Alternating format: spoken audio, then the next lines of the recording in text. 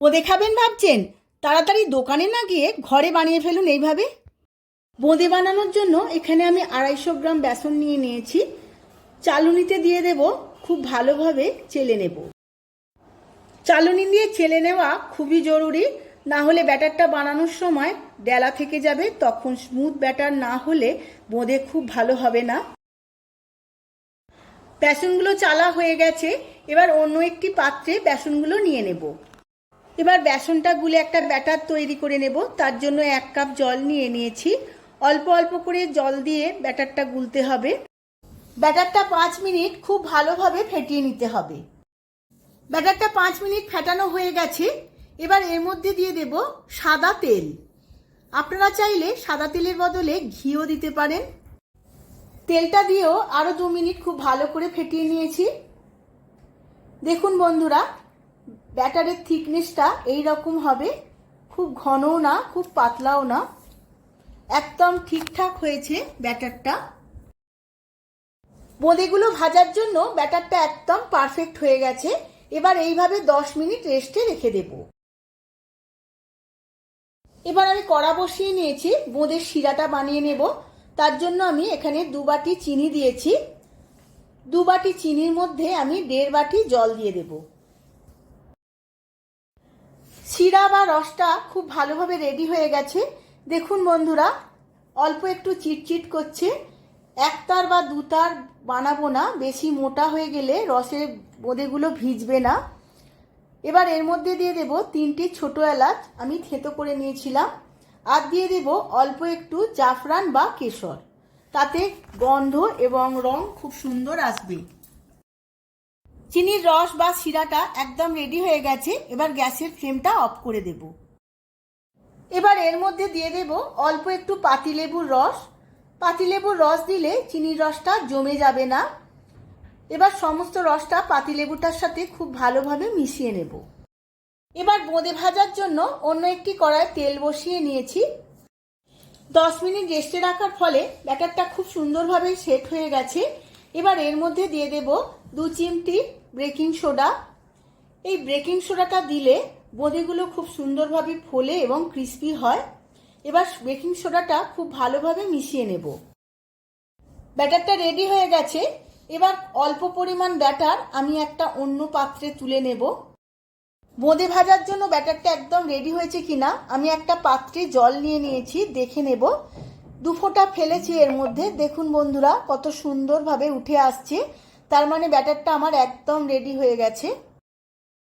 যে অল্প পরিমাণ ব্যাটার আমি অন্য পাত্রে তুলে নিয়েছিলাম, তার মধ্যে 2 ফোঁটা রেড ফুড কালার মিশিয়ে নেব। কারণ বোঁদের মধ্যে 2 রকম কালার আসবে, একটা লাল এবং একটি হলুদ। দুটো ব্যাটারি আমার রেডি হয়ে গেছে। অন্যদিকে তেলটাও গরম হয়ে গেছে, এবার ভেজে নেব। বোঁদেগুলো ভাজার জন্য এই রকম আমি একটা বড় দানা ছাঁকনি নিয়ে নিয়েছি, ছাঁকনি বা ছান্তা। এর উপরে আমি ব্যাটারটা এইভাবে দেব। তেল থেকে 1 বিঘা দূরে আমি ছাঁকনিটা রেখেছি। এই রকমভাবে তেলের মধ্যে ফেলতে হবে। গ্যাসের ফ্লেমটা এই সময় হাই টু মিডিয়াম রাখতে হবে, না হলে জড়িয়ে যাবে একটার উপরে আরেকটা। এবার ছান্তা দিয়ে 2-1 মিনিট খুব ভালো করে ভেজে নেব। এই সময় গ্যাসের ফ্লেমটা মিডিয়াম থাকবে। বোঁদেগুলো আমার ভাজা হয়ে গেছে। এবার ছাঁকনিতে করে তেল ঝেড়ে তুলে নেব। দেখুন বন্ধুরা, কত সুন্দর গোল গোল হয়েছে। এইভাবে আমি বাকি বোঁদেগুলো ভেজে নেব। এবার আমি ছাঁকনিটা খুব ভালোভাবে ধুয়ে নেব। যতবার কড়ার মধ্যে বোঁদেগুলো দেওয়া হবে ততবার কিন্তু ছাঁকনিটা খুব ভালোভাবে ধুতে হবে, না হলে ছিদ্রগুলো বুজে বোঁদেগুলো আর গোল গোল পড়বে না। এবার লাল রঙের বোঁদেগুলো আমি ভেজে নেব ওই একইভাবে। এইভাবে ছাঁকনিটা দিয়েছি, ছাঁকনিটা আমি 1 বেগদা ওপর থেকে বোঁদেগুলো ফেলবো কড়ার মধ্যে, তাহলেই খুব সুন্দর গোল গোলভাবে বোঁদে তৈরি হবে। দেখুন বন্ধুরা, সমস্ত বোঁদেগুলোই ছাড়া ছাড়া এবং গোল গোল হয়েছে। এবার 1 থেকে 2 মিনিটের মতো খুব ভালো করে ভেজে নেব। এবার বোঁদেগুলো ভাজা হয়ে গেছে, তুলে নেব তেল ঝেড়ে। এইভাবেই আমি বাকি লাল বোঁদেগুলো ভেজে নেব।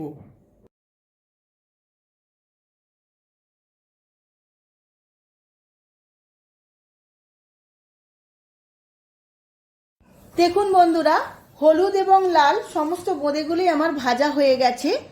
কত সুন্দর ফুলো ফুলো এবং ক্রিস্পি বোঁদে তৈরি হয়েছে। আপনাদের দেখানোর জন্য আমি আলাদা আলাদাভাবে ট্রেতে সাজিয়ে নিয়েছিলাম। এবার রসে দেওয়ার পালা। রসটা একটু গরম করে নিয়েছি। এর মধ্যে দিয়ে দেব 1 চামচ গাওয়া ঘি, কারণ বোঁদেগুলো হওয়ার পরে খুব সুন্দর একটা ঘিয়ের গন্ধ ছাড়ার জন্য আমি গাওয়া ঘিটা দিয়েছি।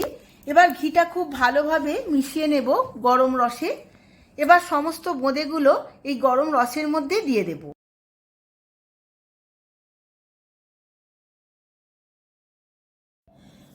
রসের মধ্যে বোঁদেগুলো দিয়ে খুব ভালোভাবে নাড়াচাড়া করে নিতে হবে, যাতে শুকনো বোঁদে না ওপরে ভেসে থাকে, সব রসটা যাতে বোঁদেগুলো সমানভাবে পায়।